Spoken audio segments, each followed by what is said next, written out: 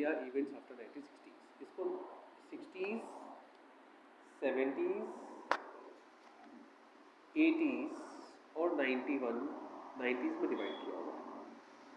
Okay, और last में इन्होंने फिर यहाँ पे ये समरी दिया हुआ है।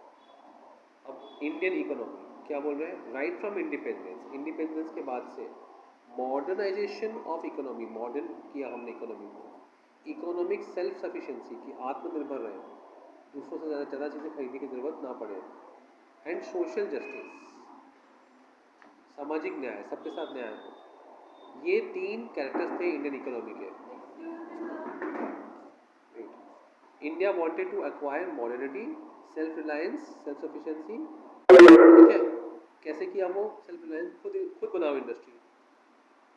तो हमें ऐसी इकोनॉमी बनानी थी based on social justice through planning. तो तीनों बातें हो गई, सोशल जस्टिस प्लानिंग करने से, मॉडर्नाइजेशन और सेल्फ सफिशिएंसी इंडस्ट्री बनाने से, है ना। अब प्लानिंग के लिए क्या बनाया गया? नेशनल प्लानिंग कमीशन बनाया गया, जो प्लान करेगी कि सोशल जस्टिस कैसे लाई जाए, समाज में तो अस्तित्व, कोई गरीब है कोई अमीर है, कैसे किया जाए। जो कोऑर्डिनेट करेगा 5 ईयर पॉलिसी के डेवलपमेंट का जो प्लान था, 5 ईयर प्लान था, हर एक सरकार बनाती है ना, वो कोऑर्डिनेट करेगा डेवलपमेंट ऐसे। ओके, तो अब नरसिम्हा राव की सरकार की बात चल रही है, उन्होंने 1991 में किया था। ये क्या किया था? Economic liberalization. दुनिया के लिए हमारा बाजार बंद था, तब तक उन्होंने खोल दिया, लिबरल बन गए।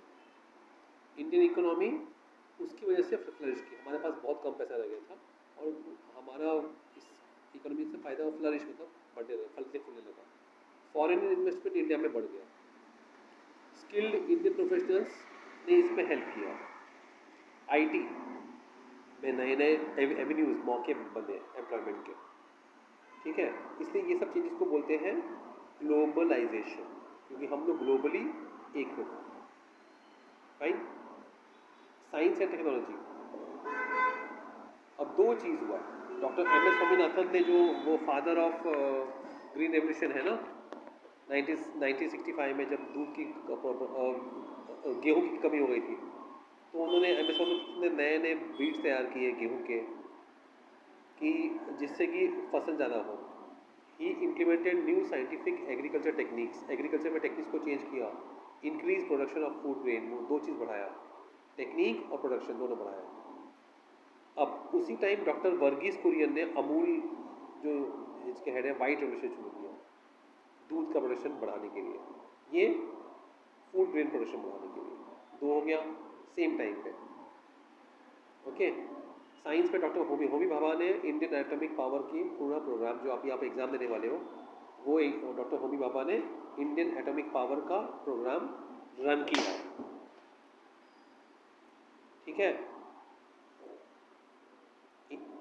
इंडिया ने एटॉमिक एनर्जी पीसफुल पर्पस के जनरेशन के लिए, बिजली बनाने के लिए, फार्मा के लिए और डिफेंस के लिए यूज़ किया, एटम बम नहीं बनाया। ओके, और 1975 में पहला हमने बनाया सैटेलाइट आर्यभट्टा। तो स्पेस प्रोग्राम भी हमारा सक्सेसफुल रहा, हमारे बहुत सारे सैटेलाइट्स लॉन्च हुए। Right, fine. फिर और क्या चेंजेस हुए हैं सोशल फील्ड में? सोशल फील्ड में हमने बनाया है development of women and children development. 1985 में ministry of human HRD, human resource development ने बनाया development of department of women and children development. इसमें कुछ लॉज बनाए गए ताकि सोशल जस्टिस मिले विमेन को, prohibition of dowry, equal remuneration, कि गर्ल्स बॉयज़ को सेम पैसा मिले। 73rd और 74th अमेंडमेंट किया गया कॉन्स्टिट्यूशन में, जहाँ पे सीट्स रिजर्व किया गया विमेन के लिए पंचायत में, लोकल सेल्फ गवर्नमेंट बॉडीज़ में, कहाँ पे? पंचायत में। ठीक है, अब कुछ चीज़ें जो है इंडियन सोसाइटी में कॉन्स्टिट्यूशन ने बनाया था। ओके, तो उसके लिए कहा, कॉन्स्टिट्यूशन ने कहा है कि डिग्निटी और इक्वल अपॉर्चुनिटी सारे कास्ट को नहीं मिलता है ड्यू टू कास्ट सिस्टम। तो काका साहेब कालेलकर कमीशन बनाया गया 1953 में, ताकि वो इम्प्रूव कर सके इन चीज़ों को। 1978 में एक और कमीशन बनाया BP मंडल के नाम से, जो बैकवर्ड क्लास के रिजर्वेशन के लिए बात करें, कि लिए प्लान करें, स्टडी करें। तो रिजर्वेशन का पॉलिसी इसके लिए अडॉप्ट किया गया कि जो बैकवर्ड सेक्शन है उनको समाज में आगे बढ़ने के लिए सर्विसेज और इंस्टीट्यूशंस में, सर्विसेज मतलब IAS एग्ज़ाम वगैरह, इंस्टीट्यूशन मतलब कॉलेजेस में उनको रिजर्वेशन दिया गया। और ये एट्रॉसिटीज़, प्रिवेंशन ऑफ एट्रॉसिटीज़, अत्याचार जो होता है छोटे जाति के लोगों के खिलाफ, उसके लिए 1989 में बनाया गया SC/ST कास्ट के लिए। जो ये आदिवासी जनजाति जो रहती है उनको पता नहीं होता, ज़मीन भी ले लेते हैं, तो अब वो रहते हैं डिग्निटी से, रिस्पेक्ट से, कोई फियर नहीं है, वायलेंस नहीं है, ऑपरेशन ऑफ अपर क्लासेस नहीं है। लास्ट चीज़ ग्लोबलाइजेशन की बात हम फिर से करेंगे। इंडिया पार्ट बन गया है G20 का और ब्रिक्स का, Brazil, Russia, India, China, south Africa.